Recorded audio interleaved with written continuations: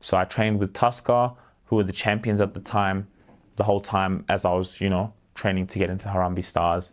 And it just didn't happen. It didn't happen. So yeah, I was playing here in Kenya. Again, just training with more. I think it was Tusker, then AFC. AFC Leopards, trained with them, and then came back to Australia. And so through that time, again, I've been documenting this whole time, mind you. So that's when I started my YouTube journey.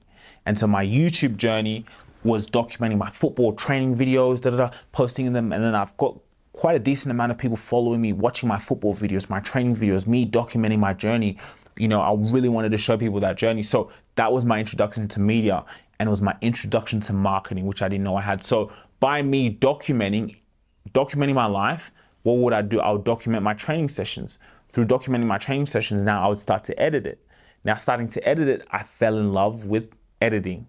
Like getting a video, and then not only from football, then I started to go documenting my life, just going to a party with mum, all these different experiences, getting those videos, editing them, putting them on YouTube. But then I knew, okay, I'm gonna get a lot of people to watch it on YouTube. So I'd make these little short clips and post it on social media to get people to go and watch it on YouTube and keep following the journey. So that was like, because of my passion with football and documenting my whole life naturally, then I discovered this other passion of media, of editing. Then I realized later, okay, this is marketing, and that's a whole different story in itself. But that was really kind of my transition. And then I was still doing the same thing, playing for teams in Australia, still playing, injuries happening.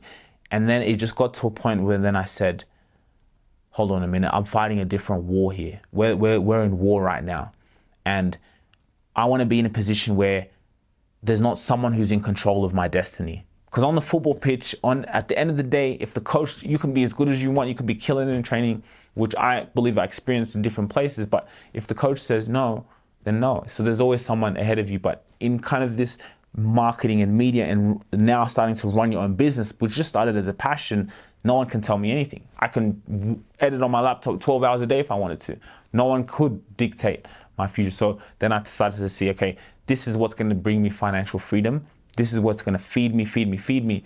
And then I'm still young. I'm still a baller. If I want to get back into it, I might buy a team or go in, and I'm a marketing person, will go in and run the podcast, and they'll let me play, and they'll find out I'm a baller. And who knows, like, I still haven't even fully retired in a sense, because I know I've got the ability if I wanted to switch it on like this. But I know this war is more important. This business is more important. And so that's really been my transition into it. So for me to think about that at a young age, or around that age, I started to just look at it and I say, what's really going to feed me, right? And most players, again, make the mistake of, football. So my advice to, those teenagers or people, anyone at that level is, yes, be the best at what you want to do. Be the best football player you can be. Put your heart and your passion into it. But at the same time, start to really look at what can feed me longer than my football career. And more often than not, that's a business. Being an entrepreneur, or even, again, you see maybe some players trying to go into the media, like that example we just gave, off camera. Like that person could have gone into media and like you should be way bigger than that, what you're saying, but that money doesn't last forever. And so they get stuck. And I think about it now even further.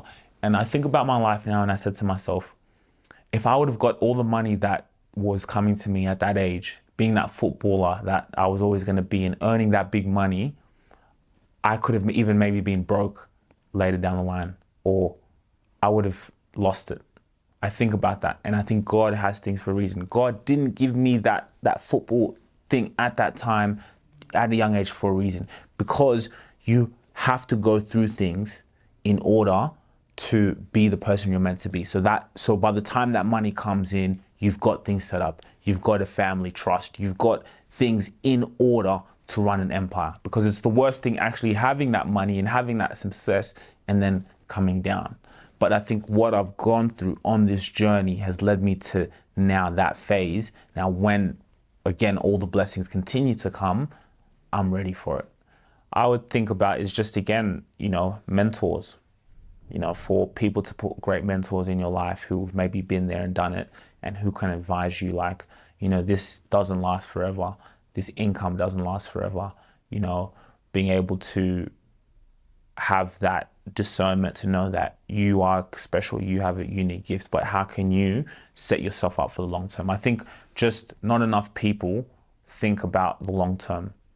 And I found that that's very rare. And it's something that I see talking with high level CEOs all the time, because that's what we do, that long-term vision, right? And when you can think for 20 to 30 years, a football career or sports career finishes what, 35 if at best, and that's if you keep your body right and you're a top player, so it's like, how can I think about when I'm 45, 65 later down the line? How can I build, if people just remember me for being an athlete, then I failed. That should just be one of the things that I was great at, and I accomplished different things. You see things like Kobe Bryant, like even him, as much as he was, again, probably towards the later end of his career, he was now starting to think about things, and he was creating things already. And he's really the top of the top echelon of players, Kobe, but still, So yeah, I think having good mentors in one's life can help